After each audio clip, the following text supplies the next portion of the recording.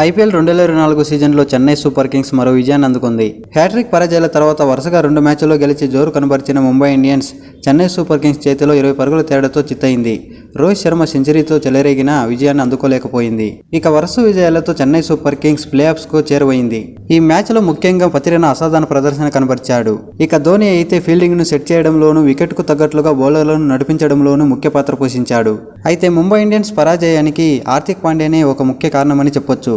ఆఖరి ఓవర్లో మహేంద్ర సింగ్ ధోని దాటికి చివరి 4 బంతులకు పాండ్యా ఇచ్చిన 20 పరుగులే ముంబై ఇండియన్స్ ఓటమిని శాసించాయి. కేవలం 4 బంతులే ఆడిన ధోని 3 సిక్సర్లు డబుల్స్తో 20 పరుగులు పిండుకుని చెన్నైకి 207 పరుగుల భారీ లక్ష్యాన్ని అందించాడు. ఈ 4 బంతులను హార్దిక్ పాండ్యా కాస్త కట్టడిగా వేసి ఉంటే ఫలితం మరోలా ఉండేది. ఇక బ్యాటింగ్లోనూ హార్దిక్ పాండ్యా ఫెయిల్ అయ్యాడు.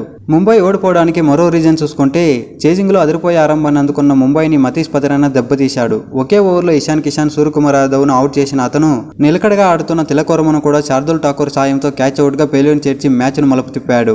ఒకవేళ తిలక్ అవుట్ అవ్వకపోయినా ఫలితం మరోలా ఉండేది. సో ఇక్కడ మతీష పతిరేనా మ్యాచ్ను మలుపు తిప్పాడని చెప్పొచ్చు. ఇక మరో రీజన్ చూసుకుంటే 15 అండ్ 16 ఓవర్లో ముంబై ఇండియన్స్ కేవలం 5 రన్స్ మాత్రమే చేసింది. క్రీజులో హార్దిక్ పాండ్యా, రోహిత్ శర్మ ఉన్నప్పటికీ శార్దుల్ ఠాకూర్ కేవలం 2 రన్స్ మాత్రమే ఇచ్చి ఆ ఓవర్ను కట్టడి చేశాడు.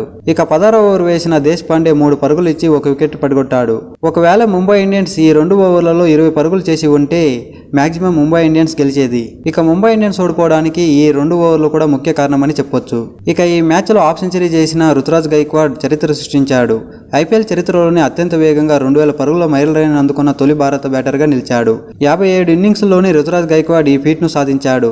ఈ క్రమంలో టీమిండియా దిగ్గజం సచిన్ టెండూల్కర్తో పాటు కేఎల్ రాహుల్ రికార్డును బదులు కొట్టాడు. ఇక ఓవరాల్గా చూసుకుంటే క్రిస్ గేల్ 48 ఐపీఎల్ ఇన్నింగ్స్లో 2000 పరుగుల మార్కును అందుకుని ఈ జాబితాలో అగ్రస్థానంలో ఉన్నాడు. ఇక మ్యాచ్ హైలైట్స్లోకి వెళ్తే ముందుగా బ్యాటింగ్ చేసిన చెన్నై సూపర్ కింగ్స్ నిర్ణీత 20 ఓవర్లలో 4 వికెట్ల నష్టానికి 206 పరుగులు చేసింది.